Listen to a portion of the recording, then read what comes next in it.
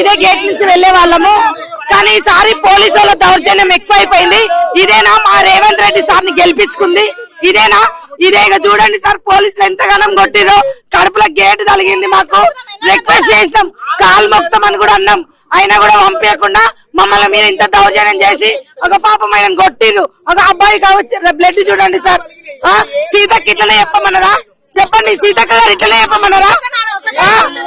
మేము లేని జాతర ఎక్కది సార్, మేము శివశక్తులము. ఇప్పటి వరకు పూజలు అయినాయి. పిల్లలను లేపుకొని వచ్చినాం. ఇప్పుడు నిద్రలకెళ్ళి మేము దర్శనం కోసమే కదా.